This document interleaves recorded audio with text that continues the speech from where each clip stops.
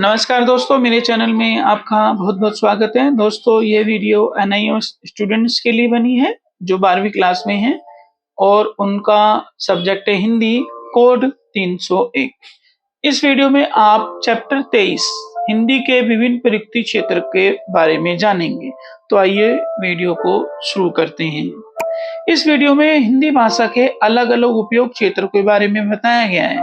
हिंदी का प्रयोग आज विभिन्न क्षेत्रों में हो रहा है, जैसे शिक्षा, व्यवसाय, सरकारी कामकाज, साइंस और टेक्नोलॉजी आदि। आज हिंदी इन सभी क्षेत्रों में काम में आती है और काम को आसान और प्रभावी बनाती है। साथ ही साथ कैसे यह भाषा इन क्षेत्रों की जरूरतों को पूरा करती है, यह भी आप इस वीडियो में जानेंगे। पाठ का नाम हिंदी के विभिन्न प्रयुक्ति क्षेत्र हैं। पहले इस प्रयुक्ति शब्द को ही समझते हैं, जो एग्जाम की दृष्टि से भी इम्पोर्टेंट है।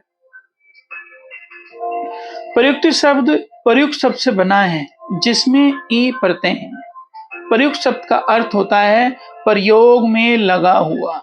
जब किसी भाषा का प्रयोग विभिन्न विषयों में होता है तो उसके तरह तरह के रूप विकसित हो जाते हैं, जिसे प्रयुक्ति कहते हैं। प्रयुक्ति शब्द सामाजिक भूमिका से जुड़ा है।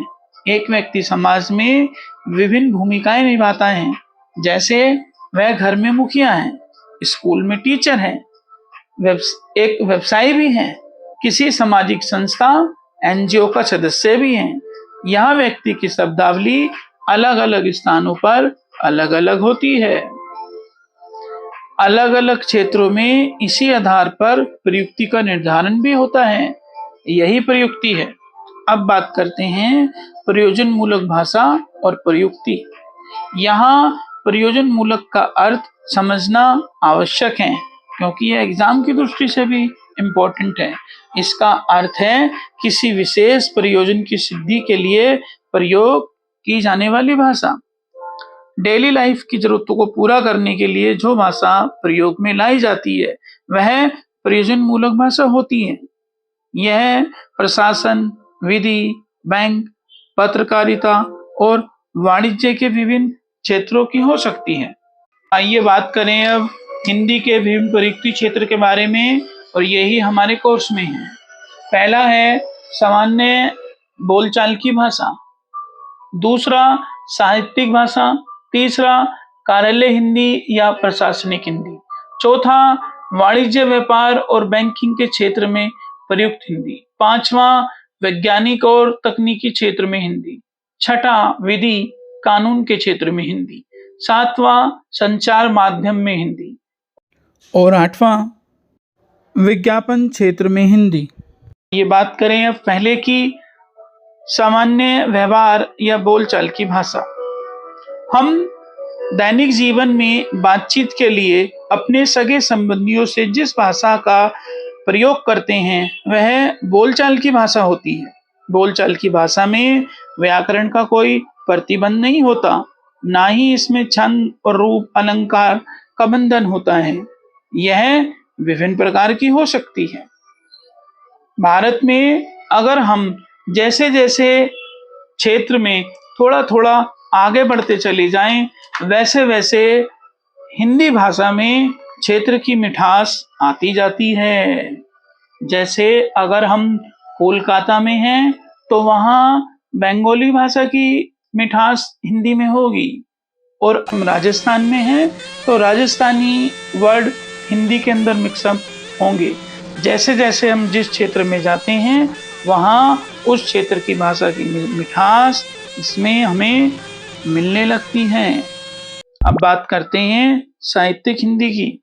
साहित्यिक भाषा बोलचाल की भाषा से अलग होती है। यह व्याकरण के नियम से बंधी होती है। यह संवेदनाओं और भावनाओं को उजागर भी करती है। साहित्यिक भाषा सौंदर्य, रस, छंद और अलंकार से पूर्ण होती है। इसका एक उदाहरण ये है, दुष्यंत कुमार की एक कविता है, उसकी कुछ लाइनें हैं। हो गई है पीर पर्वत सी पिघलनी चाहिए, इस हिमालय से कोई गंगा निकलनी चाहिए। आज यह दीवार पर्दों की तरह हिलने लगी, शर्त थी कि बुनियाद हिलनी चाहिए। तो आपने देखा इस छोटी सी कविता में व्याकरण के कितने प्रतिबंध हैं और इसमें कितनी सजगता है। आइए बात करें अब कार्यालय हिंदी और प्रशासनिक हिंदी की। विभिन्न सरकारी ऑफिस और प्रशासन में प्रयोग होने वाली भाषा कार्यालय हिंदी कहलाती है। हिंदी भारत की राजभाषा है। सरकारी भाषा इंग्लिश है और उसके बाद में हिंदी में भी कार्य किया जा सकता है। इस भाषा की विशेषता यह है कि यह सरल, स्पष्ट, बोधगम्य होती है। इसमें सरकारी कामकाज आसान हो जाता है क्योंकि यह आम बोलचाल की भाषा है। ये बात करते हैं अब वाणिज्य, व्यापार और बैंक में प्रयुक्त हिंदी। इन क्षेत्रों में प्रयोग होने वाली शब्दावली थोड़ी विशिष्ट होती है। आज बाजार और बैंक के बिना सुखी जीवन की कल्पना करना बहुत मुश्किल है। इन क्षेत्रों में हिंदी भाषा में प्रयुक्त शब्द होते हैं जैसे बीजक, रसीद, लेन देन, भैया आदि। आइए बात करें नंबर 5, वैज्ञानिक और तकनीकी भाषा।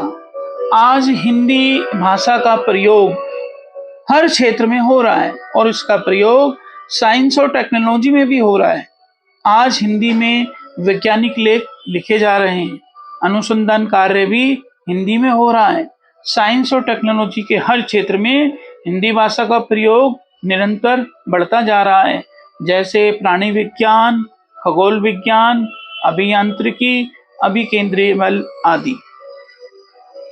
विधि के क्षेत्र में आजादी के बाद हिंदी भाषा को राजभाषा का दर्जा मिला। उसके बाद इसको कोर्ट की भाषा में भी प्रयोग करने का प्रश्न उठा। पहले और आज भी कोर्ट की भाषा के लिए इंग्लिश का प्रयोग ही किया जाता है। यहाँ सारा फाइलिंग वर्क इंग्लिश में ही होता है, लेकिन अब इस क्षेत्र में भी हिंदी का प्रयोग हो रहा है और आने वाले समय में इसका विस्तार और बढ़ता चला जाएगा। आइए बात करें अब संचार माध्यम में। संचार के 2 माध्यम होते हैं, प्रिंट मीडिया और इलेक्ट्रॉनिक मीडिया। इन दोनों माध्यमों में हिंदी का प्रयोग होता है। रेडियो, टेलीविजन, पत्र पत्रिकाएं, कंप्यूटर, सोशल मीडिया, सभी में हिंदी का प्रयोग निरंतर बढ़ता जा रहा है और आगे भी इसका विस्तार लगातार होता रहेगा। आइए बात करें अब विज्ञापन के क्षेत्र में हिंदी का प्रयोग। विज्ञापन 3 रूपों में होते हैं। पहला दृश्य, दूसरा श्रव्य और तीसरा मुद्रित। इन सभी में हिंदी का प्रयोग लगातार बढ़ता जा रहा है। विज्ञापन का उद्देश्य केवल सूचना देना नहीं होता, बल्कि देखने वाले का ध्यान अपनी ओर खींचना होता है और इस काम के लिए हिंदी सबसे उपयुक्त भाषा है। आने वाले समय में इन क्षेत्रों में हिंदी का प्रयोग निरंतर बढ़ता जाएगा और हिंदी भाषा की जानकारी रखने वालों के लिए इस क्षेत्र में रोजगार के बहुत अवसर होने वाले हैं। अब इस पार्ट में महत्वपूर्ण प्रश्न उत्तर का अध्ययन कर लेते हैं जो इस पार्ट में महत्वपूर्ण है और एग्जाम में आने की पूरी संभावना है। प्रयोजनक मूलक हिंदी से आप क्या समझते हैं? इसके लिए वीडियो को आप 1 मिनट 57 सेकंड से 2 मिनट 34 सेकंड तक पुनः देखें।